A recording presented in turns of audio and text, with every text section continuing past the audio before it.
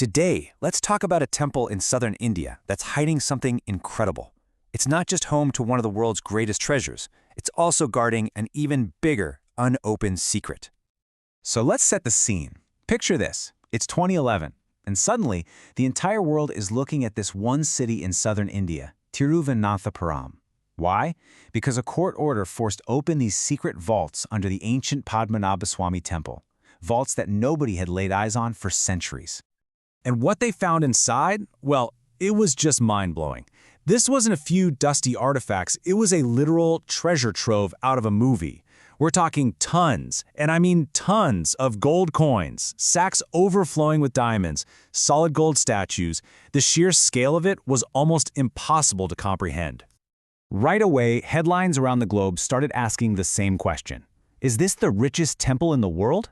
The estimates for the value were, and still are, so high that they're basically beyond calculation. But here's where it gets really interesting. The real mystery isn't just what they found, but how it all ended up there. I mean, how does a single place of worship get a fortune so big it gets sealed away and almost lost to time? The answer has nothing to do with conquest or treasure hunting. It's actually all about devotion. To really get the story of this treasure, we have to go back in time. It all hinges on this one incredible moment when a king made a wild decision. He gave his entire kingdom to a god. Now, the temple itself is ancient, with roots going back more than 1,500 years. The beautiful structure you see today was mostly built in the 16th century. But the key moment, the turning point for everything, happens in 1750. A king named Marthanda performs a ceremony that changes history forever. This ceremony was called Thrippadidanam, and it was totally unprecedented. The king literally surrendered his entire kingdom, all of its wealth, its people, his family's future, to the temple's main god, Lord Padmanabha. From that day on, the kingdom didn't belong to the king anymore. It belonged to the deity. This completely changed the power dynamic. The kings were no longer the ultimate rulers. Instead, they saw themselves as servants, just managing the kingdom for the real owner, Lord Padmanabha. And what did that mean?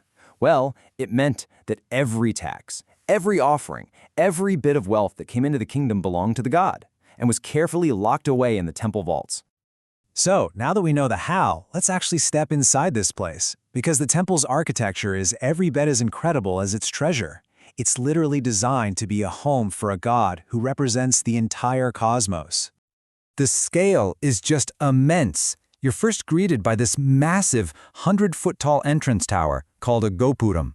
Once you're inside, there are these huge corridors lined with 365 carved stone pillars.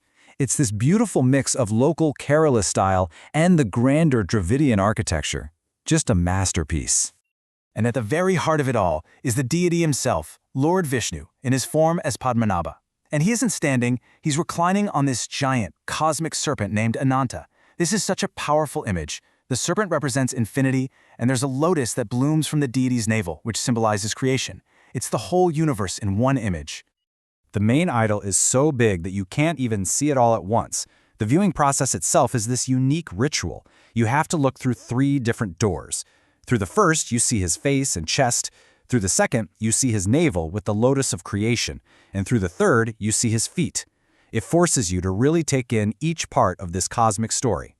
But here's the thing. This temple is not a museum. It's not a relic of the past. It's a vibrant, living, breathing center of faith. The rituals that started centuries ago are still practiced today with just as much devotion. You can really see this living faith during the temple's huge annual festivals. Twice a year, they hold the Alpasi and Pengkuni festivals.